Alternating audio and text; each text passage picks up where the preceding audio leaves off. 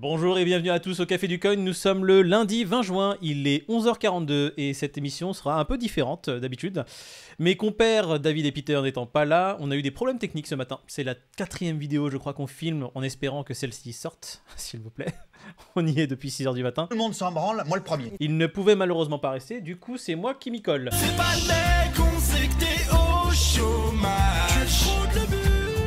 Alors, la vidéo d'aujourd'hui comprendra deux choses. On va essayer de faire court pour essayer de sortir une vidéo assez rapidement. La review de la clôture hebdomadaire. Donc, on va parler de ce qu'ont donné les prix ce week-end, ce qui s'est passé parce qu'il y a des mouvements assez majeurs.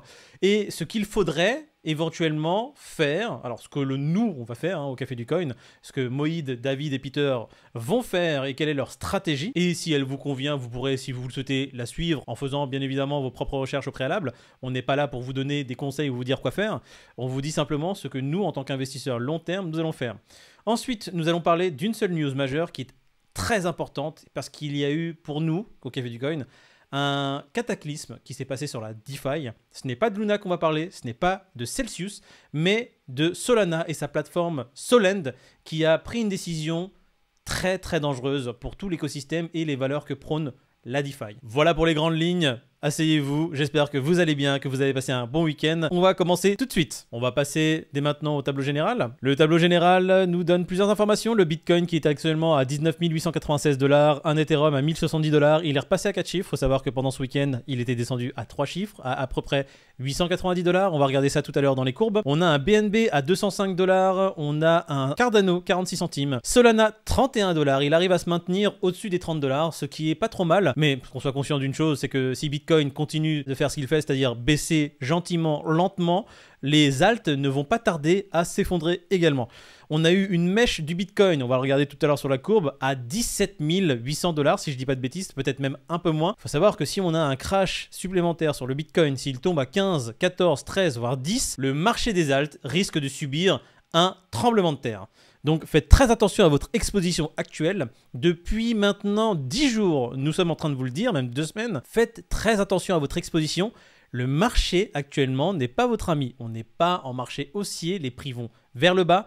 Ne rentrez que par parcimonie si vous souhaitez rentrer. Encore une fois, ce n'est pas un conseil, c'est ce que nous on fait. Pour exemple, la seule chose sur laquelle nous sommes rentrés ce week-end, c'était sur le Bitcoin lorsqu'il a touché les 18 000 $ parce que nous avions un ordre qui était placé à ce niveau-là. Il a été touché et validé. Donc du coup, nous avons eu du Bitcoin à 18 000 $. Mais nous sommes conscients d'une chose, et soyez-le également, nous sommes conscients que le Bitcoin peut tomber à 10 000 et nous sommes prêts à l'accepter. En toute transparence, je serais même très heureux qu'il atteigne les 10 000, voire même fasse une petite mèche à 8 000 $, un palier sur lequel j'ai également un ordre en attente. Donc, s'il est touché, j'en serais très heureux. Pour ma part, j'ai toujours été transparent. Le Bitcoin, je l'ai touché en 2017, donc quand il était à 4 chiffres, à un prix bien plus intéressant qu'il ne l'est maintenant.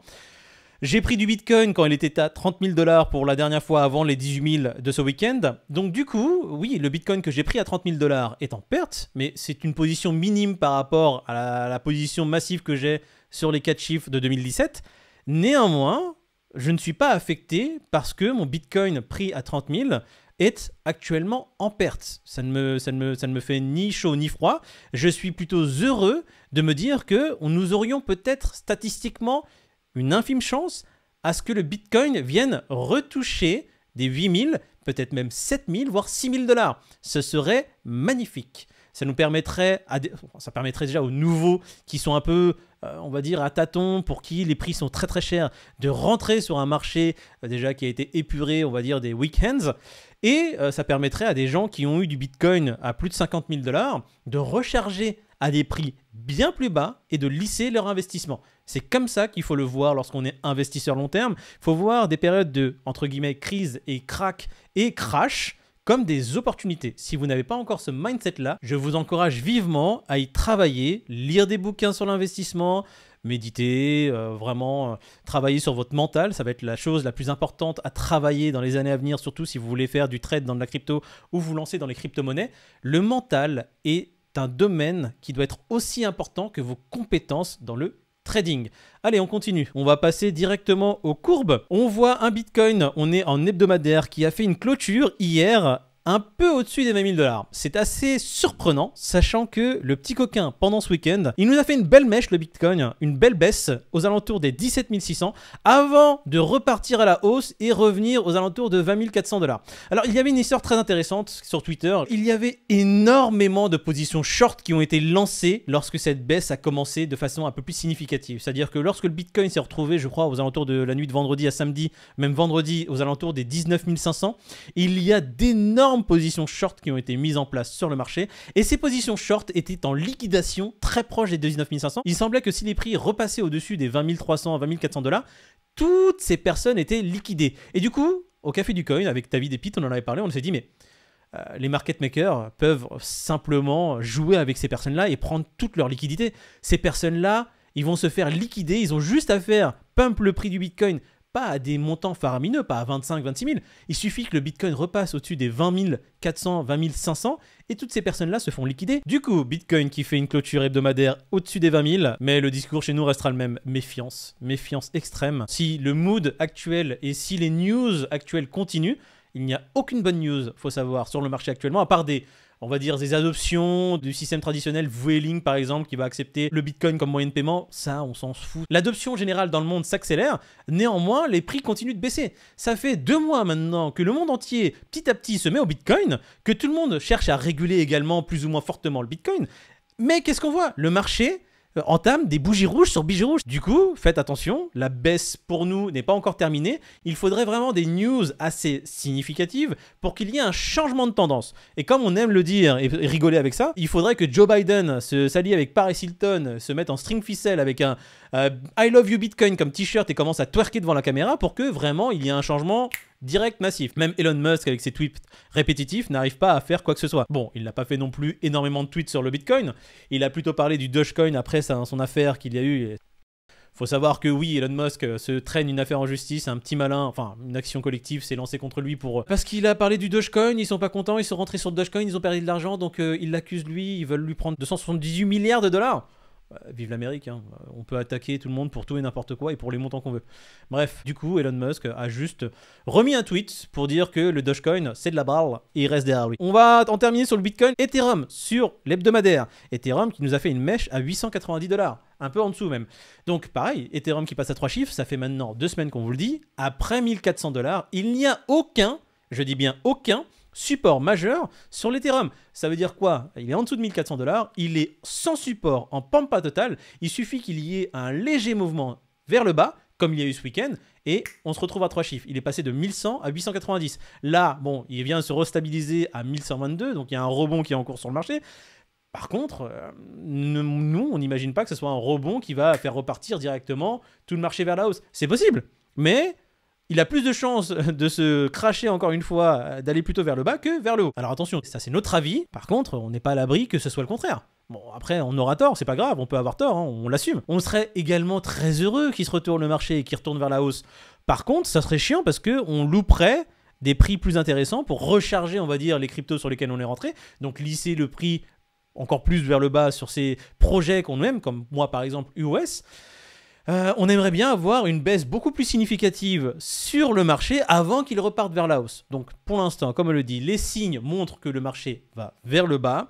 Si il se reprend et part d'un coup vers la hausse et que le Bitcoin repasse au-dessus des 30, recasse les 36, ça sera très bien aussi. On sera pas là pour dire « Oh zut !» Non, non, non. Il y a beaucoup de gens qui seraient plus sereins avec ce cas de figure, mais bon, bah écoute, pour l'instant, le cas de figure, c'est un peu le contraire. Pour ce qui est du BNB, Solana, UOS et autres coins, je vous invite à regarder les vidéos de jeudi, vendredi, même mercredi. Il n'y a rien de nouveau, on va pas répéter à chaque fois les mêmes choses, on va essayer de faire une vidéo un peu plus courte que d'habitude. On va passer directement aux news, on va bypass le Crypto Fear and Greed, il est à 9. Voilà, extrême peur. Qu'est-ce que vous voulez dire de plus? On est en extrême peur maintenant depuis plusieurs semaines, et moi j'ai plus de blagues sur le Crypto Fear and Greed. Donc, allez, les news. C'est la seule qu'on traitera aujourd'hui. Pourquoi? Parce qu'elle est choquante. La plateforme de lending de Solana, qui est Solend, a pris le contrôle, tout simplement, du wallet d'un de ses utilisateurs. Juste résumé, la baleine avait mis en collatéral à peu près 5,7 millions de sol pour pouvoir emprunter un peu plus de 100 millions d'USDC. Et vu que son prix de liquidation à cette baleine, lorsqu'elle a mis ses sols en collatéral, était de 22 $, qu'est-ce que ça veut dire, le prix de liquidation? Ça veut dire que si le sol tombe en dessous des 22 $, toute sa position elle est liquidée. Et comme on se rapprochait très fortement des 22 $, on a vu que le Solana a fait une mèche aux alentours des 26, la plateforme Solend a commencé à avoir des voyants en rouge, des alarmes de partout. Elle s'est dit, si cette baleine-là, qui compose 95% de la pool totale, c'est-à-dire que rien que ce qu'elle a mis en collatéral représente 95% de l'argent total qui était sur cette pool, si cette baleine se fait liquider, c'est fini. Il n'y a plus de Solend, Solend se retrouve à un scénario de Celsius et Lunabis. Donc, qu'est-ce qu'a fait cette plateforme? Elle a décidé de mettre au vote le fait de prendre le contrôle du wallet de cette baleine et de liquider tout simplement sa position. Elle a essayé de joindre cette baleine, la baleine ne répondait pas, et donc du coup, elle a essayé de bypass tout cela en se disant, on va lancer un vote de gouvernance avec les gens qui ont un token de gouvernance, mais un vote assez... Comment je pourrais appeler ça? Discutable. On va essayer de montrer dans le détail ce qui s'est passé. Regardez le nombre de votants. Ça, je scroll, c'est toutes les personnes qui ont voté. Je vais pas faire le calcul total du nombre de personnes qui ont voté, on va dire qu'il y en a à peu près 200, 250. Le vote a été décidé que grâce à une personne qui avait à peu près 1 million de tokens sur la pool, qui détenait 1,01% de la pool, et parce que cette personne-là a dit oui, je vote pour que vous, Solend, puissiez prendre le contrôle de ce wallet et liquider la position, la plateforme a pris le contrôle et liquidé la position de la baleine. Sans son consentement, c'est ça le plus important. On est sur de la DeFi, quelque chose de décentralisé, donc qui ne devrait pas être contrôlé par une poignée de personnes. C'est ça l'essence même de la décentralisation. Et là, une poignée de personnes, on va le dire clairement, une personne qui a voté oui sur ce projet de loi, entre guillemets, c'est un projet de loi, c'était une question, cette personne-là a permis à Solend de liquider toute la position de ce portefeuille. C'est un peu dangereux quand même, je ne sais pas, moi ça m'a choqué, j'ai pas envie de mettre un seul pied sur Solend. Avec ce qui s'est passé sur les DeFi, Solana vient en rajouter une couche. L'idée de liberté, de décentralisation n'existe absolument pas dans cette décision-là. Évidemment, sur Twitter, on voit plein de gens qui saluent cette décision. On peut comprendre qu'il y a deux camps. Les personnes qui faisaient partie de ce protocole ou qui étaient justement sur Solana, qui avaient peur qu'ils se retrouvent dans un scénario de Lunabis ou Celsius bis et de perdre leur argent. Mais qu'en est-il de vraiment des règles, de l'essence même de la DeFi? C'est pas la responsabilité de base de Solend de se dire « Ah tiens, il y a Jean-Jean qui veut nous donner 5,7 millions en Solana pour emprunter 100 millions. C'est peut-être dangereux, là? Non? Il n'y a pas un scénario où ça paraît très dangereux, il faudrait pas le faire. Non, non, aucune question. Eux, ils se sont dit, bon, bah écoute, on l'a laissé faire, on était en roue libre, et maintenant que ça devient un peu dangereux, on va essayer de limiter les risques. Hein. On le dégage. Voilà. C'est pour moi le résumé de ce qui s'est passé. Pour moi, quelque chose de très dangereux. Et ouais, ça donne pas envie d'aller sur Solend, hein, messieurs. Et ni sur la DeFi en ce moment. Parce que si Solend se permet de faire ça, imaginez ce que les autres peuvent se permettre de faire. Et évidemment, on revient avec le même adage. Si ce n'est pas votre clé privée, si vous ne disposez pas de vos clés privées sur un hard wallet comme Ledger, ce ne sont pas vos tokens. Les plateformes font ce qu'elles veulent de votre argent. Donc méfiance. Méfiance aussi bien sur le marché, si vous voulez rentrer sur le marché, que sur les plateformes d'échange. On est à l'abri de rien. On a vu Luna qui s'est barré, d'accord? Luna, les gens qui étaient sur des stablecoins censés être stables, ont tout perdu. On voit malheureusement des gens qui sont dans une dépression totale, qui ont perdu tout leur argent. Celsius, pareil, la deuxième plateforme, qui se targuait même sur Twitter et disait « Oh, on va se passer des banques, les banques ne servent à rien. Venez chez nous, vous avez du rendement de malade. » Et lorsqu'ils étaient un peu mis en porte-à-faux, oui, mais on m'a dit des rumeurs comme quoi vous alliez bloquer les retraits d'argent. Ils étaient là à dire sur Twitter, jamais on bloquera l'argent, c'est quoi ces rumeurs fallacieuses? 24 heures après, tout est bloqué, personne ne peut retirer, et le marché s'effondre. Hein. Donc, et là, Celsius, il faut savoir, hein, pour rappel, ont pris une armée d'avocats, non pas pour essayer de se restructurer et sauver les meubles.